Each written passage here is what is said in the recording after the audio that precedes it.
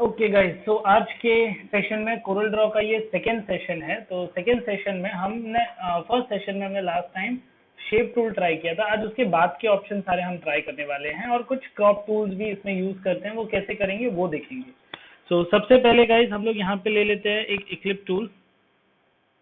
इक्लिप tool के बाद shape tool हमने लास्ट टाइम ट्राई किया है। आज हम लोग कर रहे हैं स्मूथ टूल। स्मूथ टूल पे मैं क्लिक करता हूँ एंड ओ मैन, सर्कल के अंदर स्मूथ टूल काम नहीं करेगा। स्मूथ टूल के लिए मुझे लेना पड़ेगा स्मूथ रेक्टेंगल। रेक्टेंगल के ऊपर स्मूथ टूल काम करेगा। आप नोटिस कर सकते हो उसके कॉर्नर ब्लंट होते जा रहे हैं।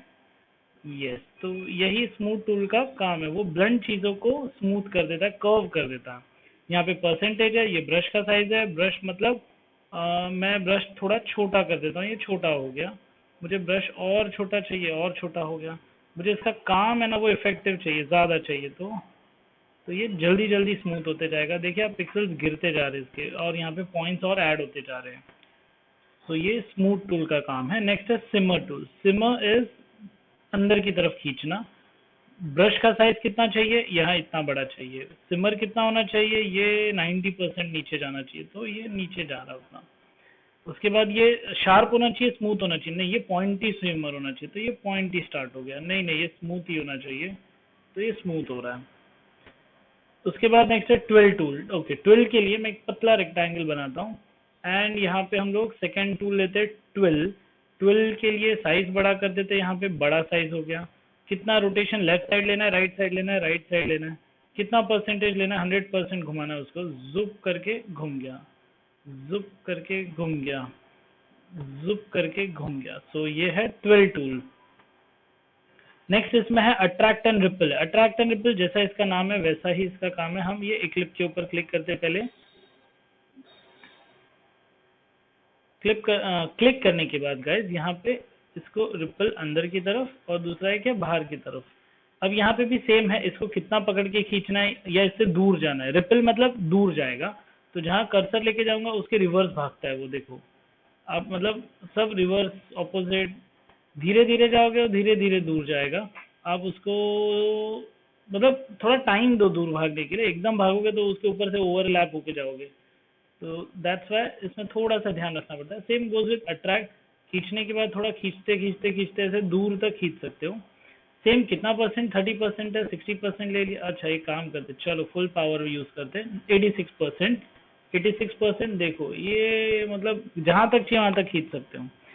तो बेसिकली कहीं पे भी एक पॉइंटी शेप देना है, कहीं पे कुछ करना है, तो ये रिपल आप खींच के तुरंत काम कर सकते हो। अट्रैक्ट या रिपल दोनों है इसमें। अच्छा, पुराने वर्जन में गाइस ये दो अलग अलग टूल काम आते थे, नए वर्जन में इन दोनों को एक में कर दिया, तो ये भी एक बेनिफिट है। एक टूल कम हो गया आप लोग का। दूसरा है स्मर्च टूल। स्मर्च टूल के अंदर यहाँ पे मैं कर लेता हूँ एक काम, बड़ा कर देता हूँ इसका साइज। अरे रे रे, और भी छोटा और बड़ा कर देता हूँ। मेरे को अभी ये है ना 45 डिग्री के एंगल में गाइस है, तो ये ऐसा कुछ हो रहा है। अब मैं इसमें है ना 0 है ना, तो 5 दे देता हूँ। अब जब मैं इसको दूर से खींचता हूँ ना, तो आप नोटिस करना, देखो ये छोटा होते जा रहा है। अब एक काम करता है, इसको और छोटा करता है, 8 कर देता हूँ। जब अभी इसको खींचूंगा तो ये और छोटा होते जाता है गाइस। मतलब अंदर भी खींच सकते हो या बाहर भी खींच सकते हो, सेम अट्रैक्ट और रिपल की तरह, लेकिन उसमें पता चलता है वो अट्रैक्ट, मतलब वो मैग्नेटिक इफेक्ट पता चलता है। इसमें इफेक्ट नहीं, इसमें पकड़ के सीधा खींच देगा। स्मर्ज है ना, जैसे आप रंगोली करते हो, कलर को अपने को व्हाइट को खींचना पड़ता था, आप तुरंत फिंगर से कर सकते हो। ये वैसा काम है स्मर्ज का। गर्ल्स के लिए मस्कारा लगाते हो आप लोग, तो यू नो उसको शेडी करना रहता है, तो फिंगर्स से करते हो, तो स्मर्ज टूल भी वैसा ही कुछ है।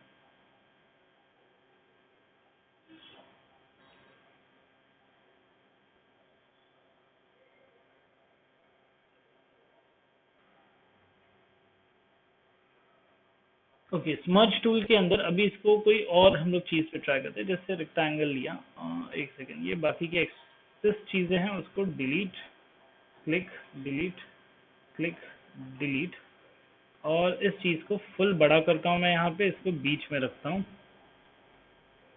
अब गाइज यहाँ पे स्मर्ज टूल का इफेक्ट देखो, ये स्मर्ज टूल लिया, यहाँ पे ब्रश बहुत बड़ा, मैं थोड़ा छोटा कर देता हूँ, इतना ही बस। अब यहाँ से इस तरीके से मैं,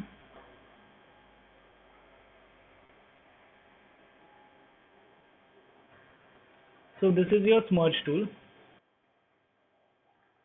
ओके, नेक्स्ट स्मर्ज टूल के बाद गाइस टूल है rough and tool. Rough and tool is all about smoothening, जितना भी स्मूथ एरिया है उसको थोड़ा सा ये करना, रफ करना। तो फॉर एग्जांपल हमने स्मूथ टूल देखा था, ये रफ टूल हो गया गाइस, देखो। अब आप बोलोगे सर ये तो नॉर्मल दांत जैसा इफेक्ट खुरदुरा कर दिया। हाँ, तो ये एक खुरदुरा गया, इसमें मेरे को चाहिए 5। पहले मैं अंडू करता हूँ, ये नीचे वाली लाइन निकाल दी, अभी यहाँ पे 7 मैंने किए, तो देखो ये 7 हो गया। अब इस चीज को निकालना है, ऐसे इफेक्ट को निकालने के लिए वापस से यहाँ पे गाइस स्मूथ टूल दिया हुआ है। अब देखो ये वापस क्लिक करता हूँ और एकदम 100% है, और ये देखो गाइस ये पूरा स्मूथ हो रहा है, सीधी लाइन हो जाएगी धीरे धीरे। सेम गोज विथ नीचे वाला, ये भी पूरी लाइन सीधी हो जाएगी।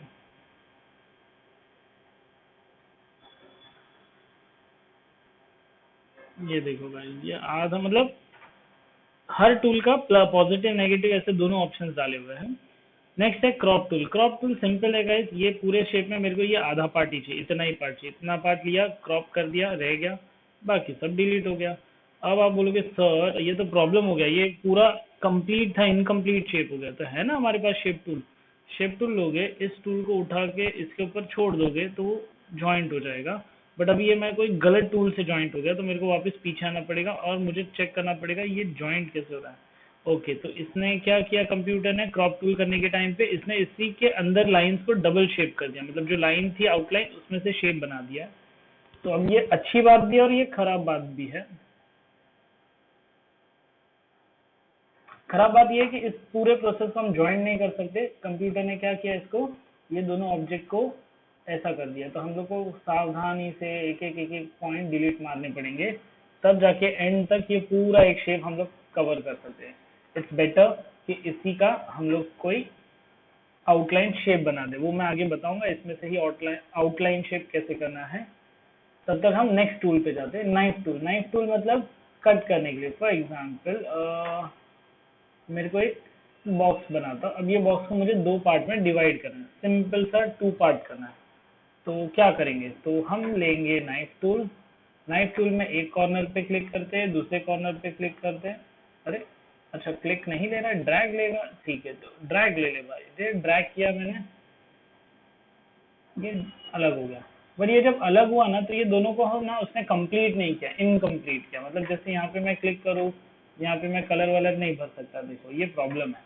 वापस से इसी की दूसरी सेटिंग वाले देखते हैं। हाँ, एक सेकेंड, इसको नहीं, इसको हम रखते हैं ना दोनों को, ये दोनों को साइड में रखते हैं।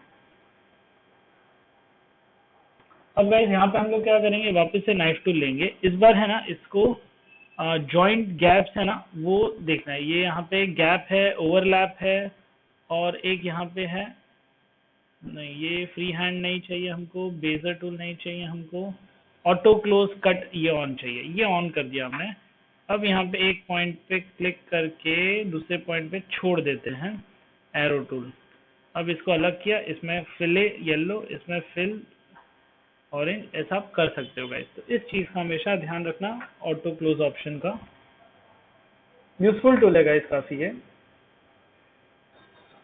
उसके बाद है वर्चुअल सेगमेंट डिलीट। ओके, इतना सारा डिलीट करने को मेरे को कितना टाइम लगा ना क्लिक करके डिलीट करने में। तो वर्चुअल सेगमेंट टूल क्लिक किया और ये क्लिक करो डिलीट, ये क्लिक करो डिलीट, ये क्लिक करो डिलीट, ये क्लिक करो डिलीट, फटाफट डिलीट करता है वर्चुअल सेगमेंट टूल। और लास्ट है इरेजर। इरेजर बड़ा ही मस्त टूल है। अब मुझे यहाँ पे लिखना है सर जी, अरे ये तो रिवर्स ऑर्डर में चला गया। सर जी मैंने यहाँ पे लिख दिया। अब इसको बड़ा किया, बड़ा करने के बाद मैं यहाँ पे इरेजर लेता हूँ। पहले इरेजर गाइस आगे आता था, अभी इरेजर को पीछे कर दिया इन्होंने। अब गाइस यहाँ पे इरेजर ले लिया मैंने, इसका साइज मैं छोटा कर देता हूँ। अब इरेजर ये छोटा, ज्यादा छोटा हो गया, थोड़ा सा बड़ा चलेगा। स्क्वायर नहीं, स्क्वायर चाहिए, सर्कल नहीं। अब मुझे यहाँ से यहाँ ऐसा कट चाहिए, यहाँ से यहाँ कट चाहिए, इसमें ऐसा कट चाहिए, इसमें ऐसा कट चाहिए, ऐसा कट चाहिए, इसमें ऐसा कट चाहिए। तो ये ऐसे आप टैग्स डाल सकते हो कट वाले इन बिटवीन। तो इरेजर, बाकी सिंपल इरेजर का काम है, ये ऐसा ऐसा रफ भी कर सकते हैं। तो वो हम लोग स्कूल टाइम पे करते थे ना, वैसा वाला, जिससे मेरा पूरा टेबल हिल रहा है यहाँ पे। इसमें बहुत टाइम लगता है गाइस, ये बिल्कुल नहीं करना कभी काम इसमें। Best option arrow tool, click करो डिलीट करो। उससे भी best option virtual segment tool click करो, ये नहीं चाहिए डिलीट, ये नहीं चाहिए डिलीट, ये नहीं चाहिए डिलीट, ये नहीं चाहिए डिलीट, ये नहीं चाहिए डिलीट, ये नहीं चाहिए डिलीट। अब इधर एक कुछ बच गया, ये बच गया, अभी ये बच गया, डिलीट, सब क्लीन एकदम 700।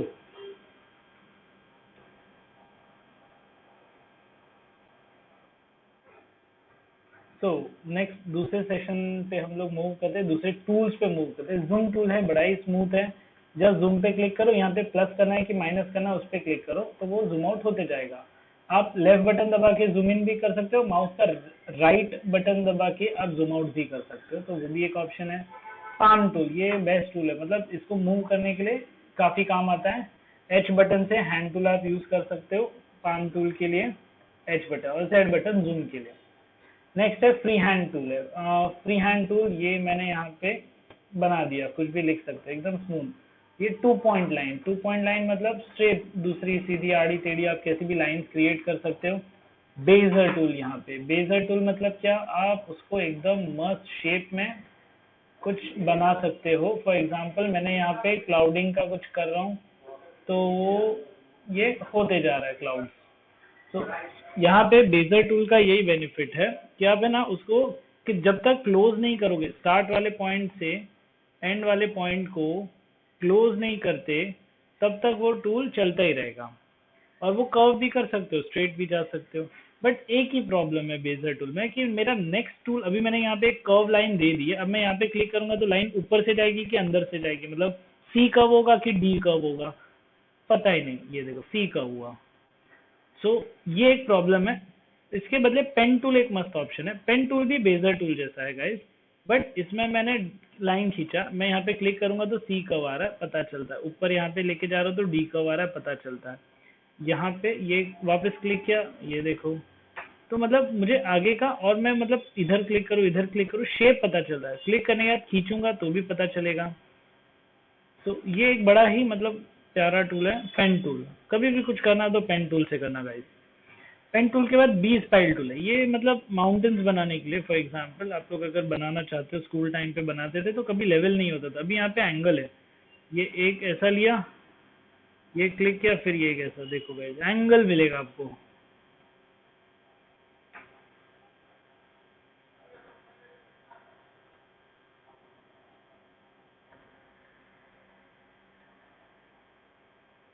So again